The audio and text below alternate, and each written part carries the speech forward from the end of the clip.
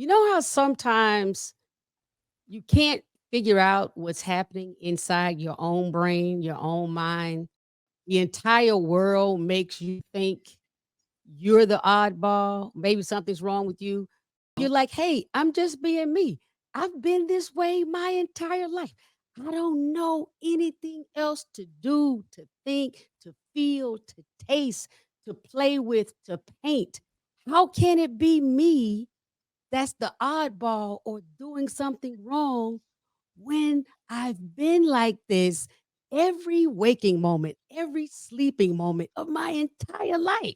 If you've ever had a moment like that, please turn the volume up. Don't go nowhere because today is the day that you have found your friend. Just wait. Parenting Up, Caregiving Adventures with Comedian Jay Smiles is the intense journey of unexpectedly being fully responsible for my mama.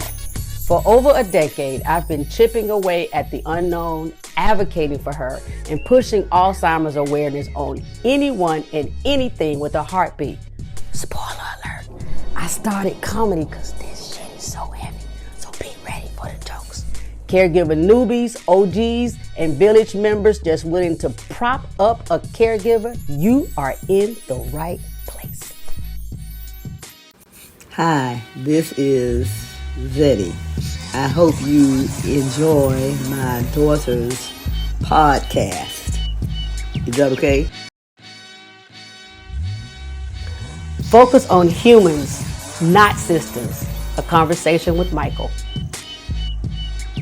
Our Parenting Up community is growing so fast. I can't put out an episode as fast as we're growing. So text podcast to 404-737-1449 for updates, exclusives, and suggestions on topics. While you're at it, share an episode with a caregiver you love. Review on Apple Podcasts and follow us on social media. Subscribe to our YouTube page. Please, it really helps. Parenting Up family, you are in for what we call a fancy treat. Michaell, Yes. tell us how to say your last name. Magruch. Magruch. Did I Yes, do you it? got it. You got the roll in there too. I was practicing that. Yeah, I hear it. Yeah. So when we talked a little bit earlier, there's some fancy words like neurodiverse. But before we, CT. yes, neurodiversity. But before we get into all the fancy science stuff, I want you to share with the Parenting Up community what it was about your childhood that made it challenging because folks said, hey, this guy, something's not quite, he's not quite like everyone else. And you had to figure out your own path. And that is why it is so amazing that you're coming to help caregivers figure out how to manage their stress and determine how to help themselves and their LOs throughout Mhm. life. Yeah, like I said, I was a sick child, went to school, couldn't read or write, couldn't regurgitate, and I have a brain hand coordination problem, meaning not that my nerves don't work or anything, but I cannot communicate what I imagine and do it. It's called dysgraphia that comes with dyslexia, which dyslexia is you switch numbers. Instead of 13, you write 31. You mean 13, but you write 31. And when you also, I cannot read my handwriting and I cannot even see the context of it. So even I have to literally write in caps in order to get it. And even then, it's hard for me. So I wrote 6 books and I have the computer read it to me. I can't read my own books. Wait, whoa, whoa, whoa, whoa, whoa, whoa, hold on, Michaell. You wrote 6 books, but Yeah. you can't read your own books. Now I have the computer read it because my dyslexia. Well, tell us a little. Okay, explain dysgraphia.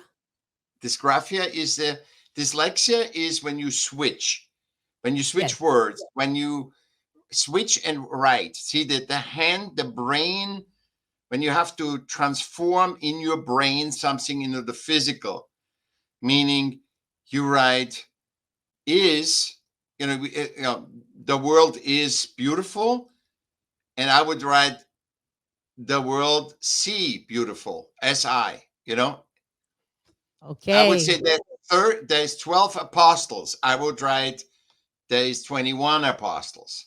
And Ah, so obviously in school you can never, you can't have that, because system is linear, and whatever isn't linear is not valid, is not system relevant, and that's what I call system relevant. yes. And you said some beautiful words when at the beginning you said, I'm always being me. And actually I have never met a human that says I fit it in perfectly. I don't know. I've never fit. Doesn't matter the whitest white people or the blackest black people or the gayest gay people. Nobody ever fit it in and say I've totally fit in. I am perfect. Right. And and that's why I'm saying, that's why I am so much about human centricity, because in my observation of 50 years hitting the wall, doing what the system tells me, push through, don't give up, hit the wall. And I did hit the wall. And I've wasted so much life energy on one side. On the other one, it woke me up. When I was 50, I got woke up. I just looked at life and said, oh my God, this just makes no sense. That's system relevant life, because we have all these systems. For example, hunger, 25,000 people die of hunger every day. And we have almost 2/3 we throw away on food. Almost 2/3 of food we throw away. And I just signed a petition for Europe, because in Europe, you can do a petition, and then the more people sign for this, is that it's not tax. The tax in Europe is supporting that companies throw away their food. So meaning, it's not that humans get, pay less for bread. We throw bread away, and so that the price is up. That's not capitalism. Right. That's shenanigans. That is That is shenanigans. betraying on the human race, on the human Yes. species. And Yes. I'm so, and that this is tax. You get paid for destroy. So I'm going to make a company just create abundance, overabundance of food. I don't need to worry about selling it, because I get tax money to destroy it. What is this? Ah, yes, What yes. is this, Jay? What is this? Right. So let's use the system in our favor. I Yeah, totally love it. So you're growing up and you're banging your head up against the wall yeah, because of the systems who are telling you you're not doing it right, you're wrong. yeah. What is the thing or the moment or the series of moments where you say, "Hey, you know what? It can't always be me. I'm not going to beat myself up and let myself just have this lack of confidence and be always in the shadows or unheard. I'm going to stand up for myself, or I'm going to make sure that I live a life where I'm going after what it is I want." How did you turn that corner and take control? It wasn't a corner. It was basically observation of observation. So, for example, I was blessed, which I know now, I didn't know then, with a very strong spirit, obviously, right? And I Okay. was also blessed that I was forced, that I couldn't do in the system anything. So I was forced through my neurodiversity, not being able to be system relevant. I'm forced to having friends, a lot of friends.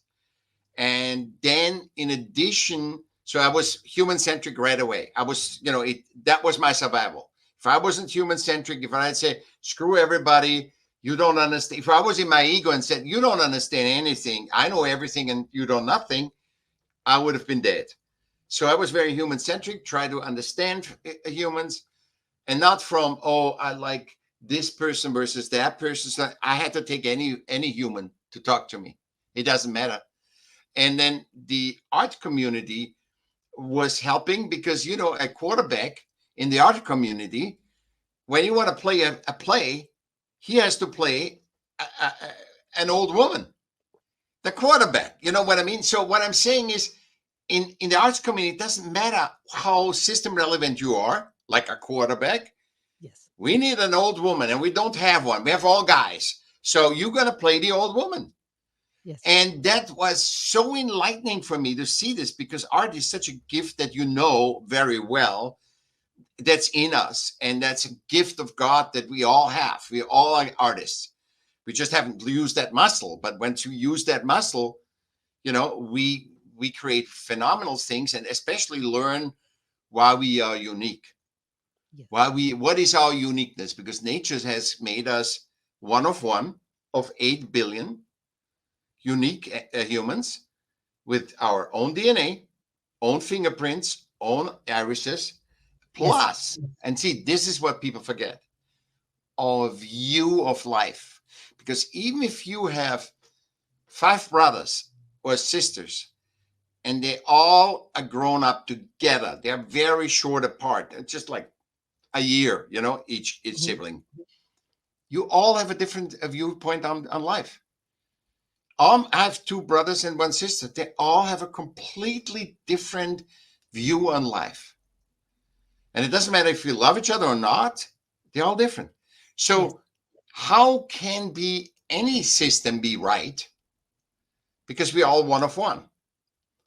So we need to be system centric that say, how can we, because we are all different and we have the ability to adapt, which is a superpower, because otherwise there would never a system work. No system would ever work if it wasn't for our adaptability to fill out a tax form, go through a driver's license or anything. No system would be able, pray to a religion even. Nothing would work if we weren't having the adaptability. And so when I look at life, I say, if we are all unique and one of one, we got to find a way, which we can. We are limitless. We created systems. We can adapt the systems and update it so we can all do together. All individuals. And why are systems here? To serve us, because we created them to serve us. Every human, not just a categorized person, race, gender, whatever. No. All humans. Michael, how did you get into the arts in the first place? Was it in school, Music, in your community, your family, Rolling, religion? You Rolling made it Stone, up? Rolling Stones, Marvin Gaye. This is where I got in. It just all. I love all music. Miles Davis. I love all music, and I started being a DJ because I collected record, and I could make money. So and also I made tapes and sold them out of my trunk, and then I started doing fashion shows. Then I was in advertising, and I think I did a pivotal. You asked me how I think a choice. There's choices in your life. I wasn't a famous DJ. I wasn't a famous anything, but I worked always in the arts. And when I was 30, I looked at my resume, and I had to write a new resume. And I looked at it and said, "Damn, I am an artist all the time, even though, I'm not system relevant as an artist. So the system doesn't say, Michael, you're an artist. Here is your, job."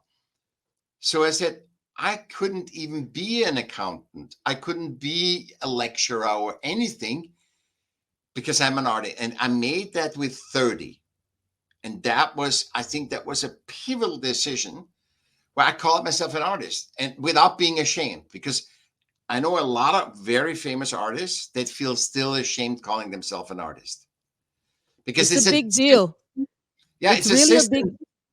Yeah, Yes, yeah, it's really a big deal for any of us when we take ownership, yeah. not only Yes, of how we make an income and make a living, but Hmm. of what we do, and we take real ownership of how we live, how we show up, and what we do with our talents. Where were you living then? What city, I what was still country were you? In Vienna, in Austria. Still, it's in Austria, speaking German. And I where do you wasn't live? here. Where do you live Now I now? live in Los Angeles, in south of Los Angeles. Yes. Yeah, And when you started to own, I'm an artist, yeah, music, theater, all the yeah. things that come with it, what happened next, especially in terms of your neurodiversity? Diversity. No, no. I was always. I almost didn't feel the neurodiversity because I went and didn't go to school. So I have like 8 years of school, and two of them I repeated the grade because I wasn't lazy. I just couldn't do it. And so I was the big putz, with all the young kids. And you know how that is when you're 12 years old. So I could handle life better than school. Life is life, and school is system. And so I could, and so what the jobs that I did were, I wasn't rich, but it made me survive. My jobs helped me survive, and they were all creative.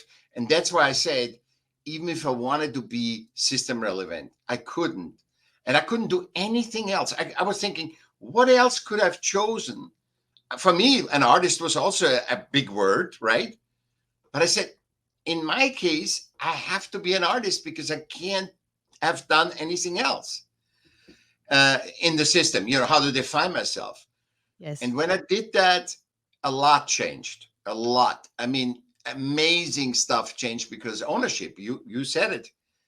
I was getting into the television sales business, and I walk in. Before Cannes film festivals, I walk in without education. Okay, no arts degrees or anything, and I'm selling TV programs. And a person tipped on my shoulder and says, "Are you Michaell Magruch?" I said, "Yeah." It says here in the convention, yeah. I said, "Yeah, next time when you're in LA," and I was already in LA. I moved to in between. Once I decided that, I also said this is too systemic in Europe. I got to go to America. That was 46 years ago. Don't forget, America was very free in very much less systems than now. So now we America tries to be the same as everywhere else, but with a lot of systems. But because systems are plague, we always get more. It's like laws. We get over more laws, never less. So I moved to America, and so when I was in Cannes, I was still between America and Europe. And when this person said, next time you're in LA, could you call Mr. Evans, Robert Evans, and because he would like to talk to you. And I had no clue who he was, zero. And I asked my American friends that were selling television too. I was always good with humans. I knew everybody. So they say, "Oh, that's Evans." I said, "That must be a joke. How does he know about me? I'm not a Yes. famous anything." And somehow he knew about me, and I've never asked him. But when I went, like 2 months later, I came to America again, and I called him, and the butler picks up and says, "Hello," and I said, "Yeah, it's Michaell Magruch. I don't want to intrude, but oh, Michaell Magruch, hold on a second, put me on hold. I talk, and this Robert says, 'Hello, Michaell,' his voice, and and he invited me for dinner, and then it became a beautiful friendship. I lived about 6 to 9 months in his house because I lived in southern, like an hour south of in Newport Beach, and he says, "Come to because we edited his stuff, and I drove him over to the valley, and that was video just started, so all Okay. the editing bays were busy, and so we did our project. We did at 11. We started at 11 at night, so we went to Winchell's Donuts first, got a big old thing, and just worked it through, and wonderful relationship. was we had, and I really loved him. I really loved him, and but the was it was weird because I always wanted to be a big producer. That was my dream. And the dream Yes. was I like to be creative, obviously. And I would say if I was just a director, it would be boring. If I was just be an actor, it would be boring. With a producer, I can, pick and choose and be involved and understand the whole thing. And after that, I didn't. After what Evans had to go through, Robert, even though he loved that job, it's more a financial juggle. You can't be real. You have to be always nice to people. And he was a very real person. But in Yes. general, you have to be. And I learned this was one of another wake up call. I don't want to be a producer. I wouldn't mind to be a producer, but this is not my dream. I want to be me right now. Right. Yes, so you're actually having real life experiences. You said Yeah, you were very human centered, not yeah, system centered, and you're exactly. figuring it out along the way how much Yeah, human interactions really mean to you. yeah. Share with us how you know that this human centered life really allows us to live a life of less stress, because I want to make sure that um, the parenting up family, we're mostly family caregivers. Yeah. So most of my viewership, my listenership, Yeah. we're global and they are caring for people, usually a family member, Hmm. um, a spouse, a daughter, a sibling who Hmm. has some form of dementia. And the Hmm. stress is tremendous. I was And what do you carrying. do with it and how do you manage it? But I know that you have figured out some unique ways to handle it and manage it outside of the system driven world that we've been taught to live And in. I was a care person for dementia. I think, and again, you learn so much from doing, not just talking. Who did you So care for? a gentleman, I ran his arts collection and also took care of the household. And he had a nurse, a registered nurse, but I communicated with him. I was his kind of pal, also. Yes. And what I found is it is the what stresses us is us ourselves. And I just wrote a paper on fulfillment. I said you can't go from normal to love. You gotta experience fulfillment in between that guides you to happiness, and then you feel love. You're not in love with somebody, and what I've found is, first of all, I love Churchill's saying when he says, "When in hell, keep walking." And I twisted that. I said, "When in hell, keep walking." And sometimes humans can be hell. The interaction.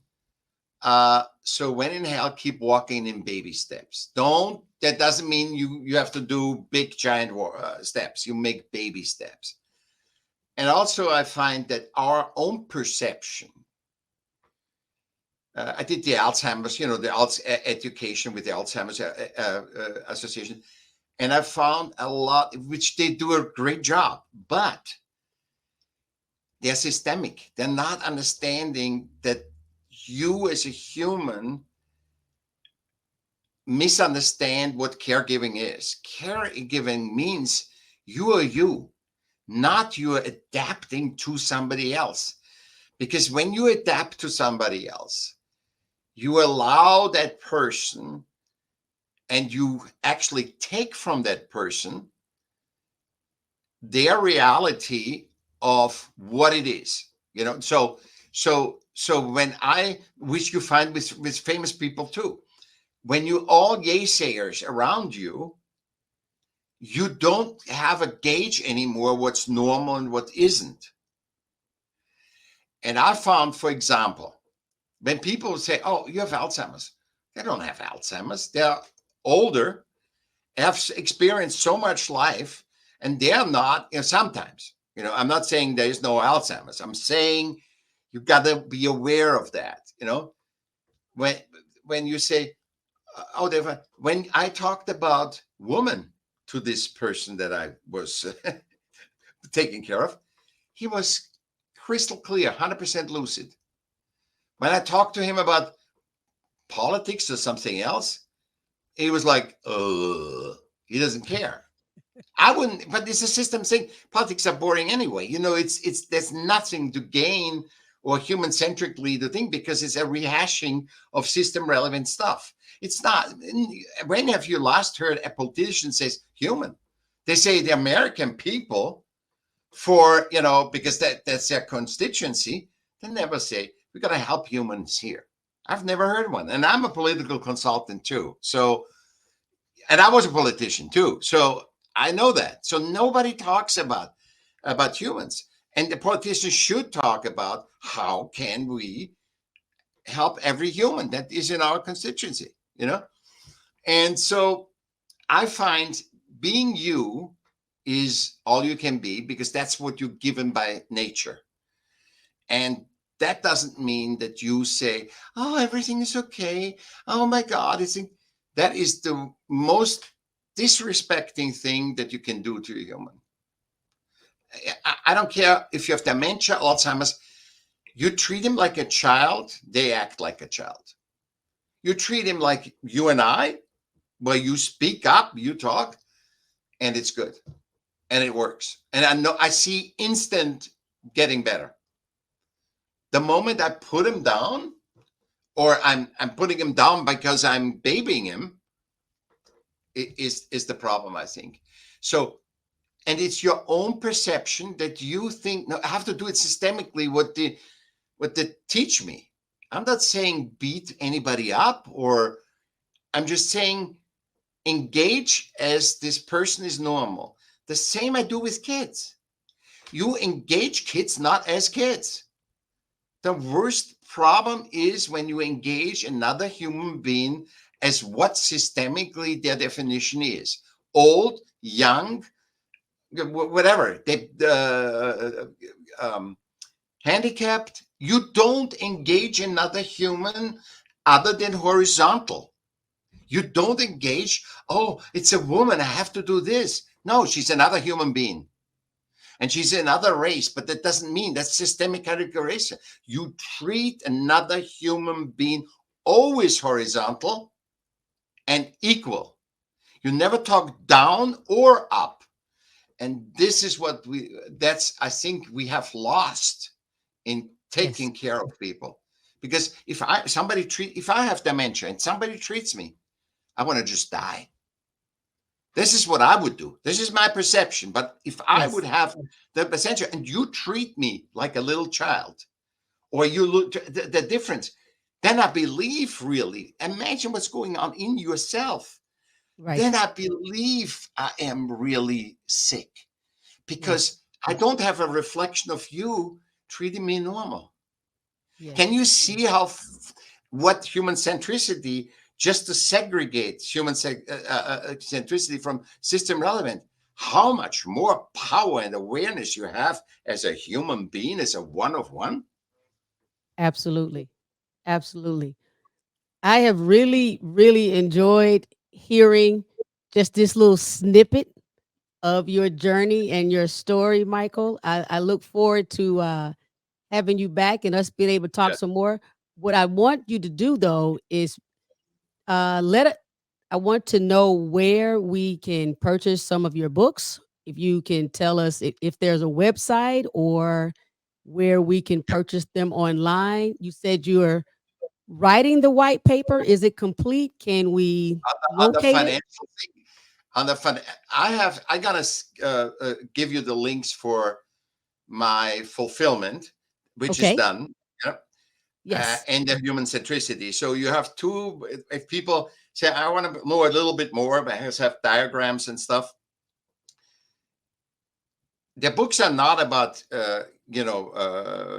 taking care of people. The books are about art, and but the papers are really good that I have, and I think I might have done. about neurodiversity, I wrote stuff, and you can. I have one hub. It's michaellm.com. Michaell with two L's, m.com, michaellm.com. And you can get in contact with me there. You can listen to my music. You can listen to my 30-second podcast.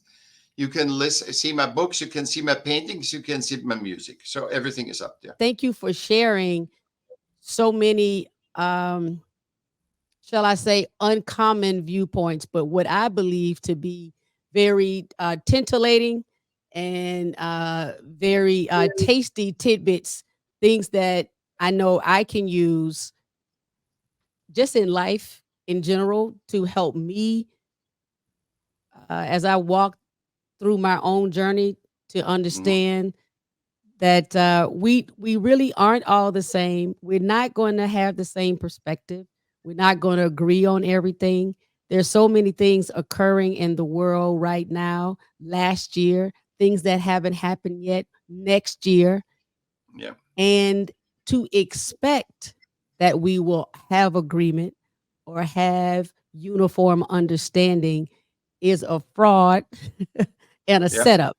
And that in and of itself would cause a stress. Oh, And there's one thing I need to tell, because if I don't say that, I feel guilty not saying. okay.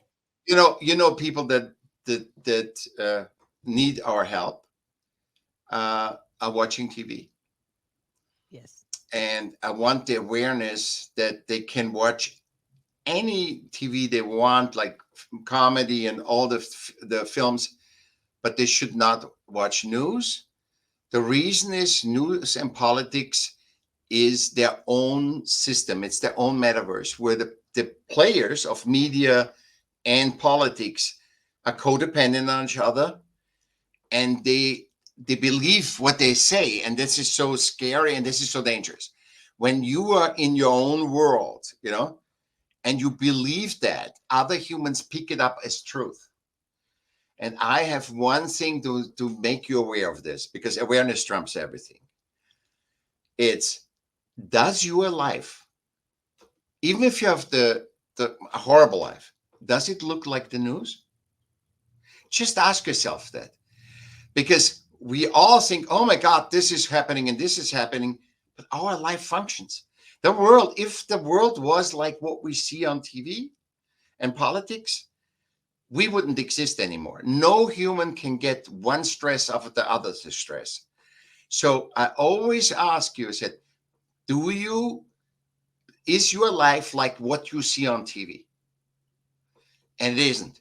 I have never met one person that says, yeah, it's exactly like that. Yeah, there's one thing that you identify with, but it's not one crisis after the other, one violation after the other, one system-centric abuse. And that's why I say, don't watch the news, because the news, as well as the players, the political players, are codependent, and they're so feeding each other that they really believe the world is like that. And I always say, the people, if you want to do it for the common good, the people that decide for our common good are the least common people of all. So how can you decide for common good when you don't know what it is to be down there? And I needed to say that just because I want to give as much help to your awareness, so you can expand your I got you. perspective from life. I got you. I appreciate it so very much. I You're thank you welcome. so very much. I wish you the best in Cali. Thank you. Thank you for rocking with us. You take Yeah. care and you're welcome back anytime. Whenever you want me, I'm back. And if people give you a lot of questions or uncertainty, we make it clear. We will make them aware of what it is. And then everybody has to do their own thing. I'm not having a 3 steps. I don't have 3 steps. I don't believe in that. I don't believe in coaching. I believe in advising people to expand their perspective, Yes. not to teach them anything. There's nothing to teach. You know everything. Take Thanks, care. Jay. It was a pleasure. The snuggle up. Number 1, don't give up on you. Okay, caregivers? Ever. Be you. You are unique. You have to be. You were born. If you got this special DNA, this special fingerprint, your everything has to be unique. Maybe you're neurodiverse. Maybe it's the reason why you have dyslexia or this anything a ya. Maybe they haven't even described or determined or even figured out what it is that you are. Just because science hasn't identified it or you haven't been diagnosed doesn't mean that what makes you tick or how you stand out in the crowd isn't worthy of you continuing to be that thing. Okay?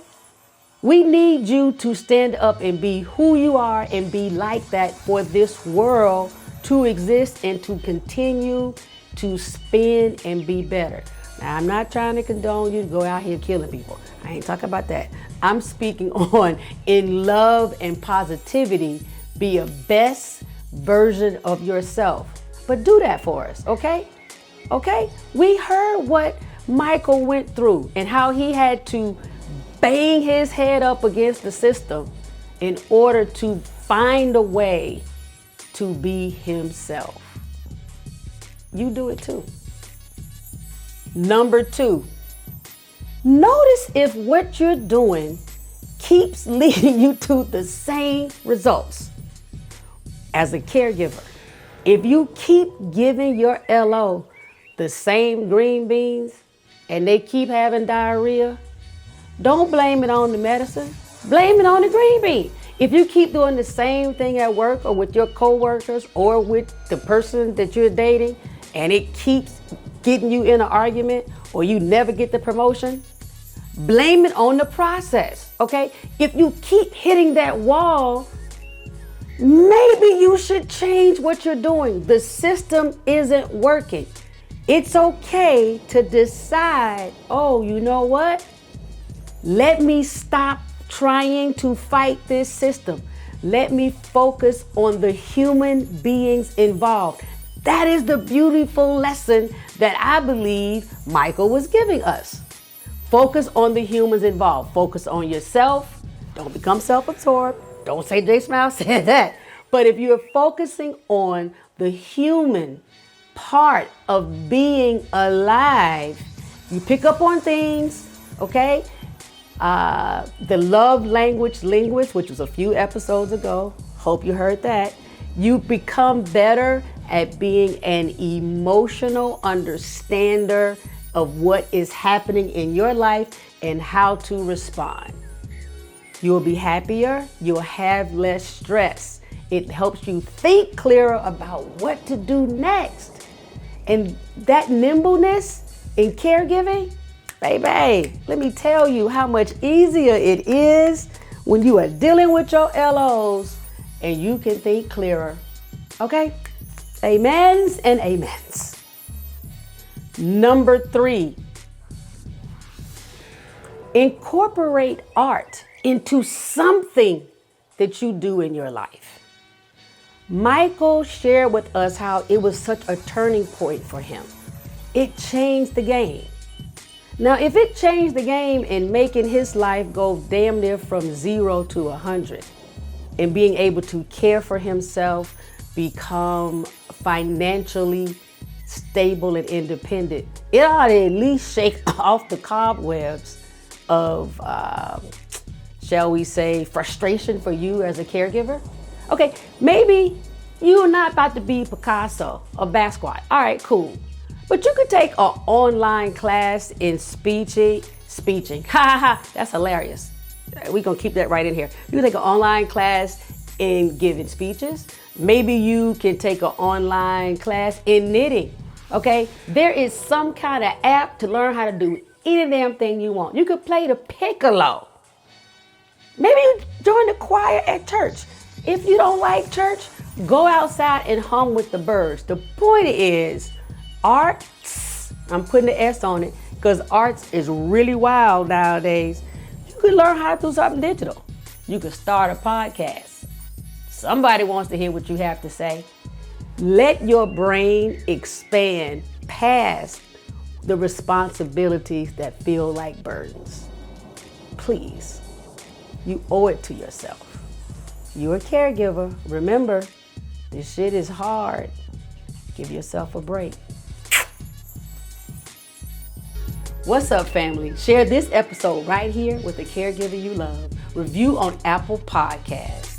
Follow us on social media, and please subscribe to our YouTube channel.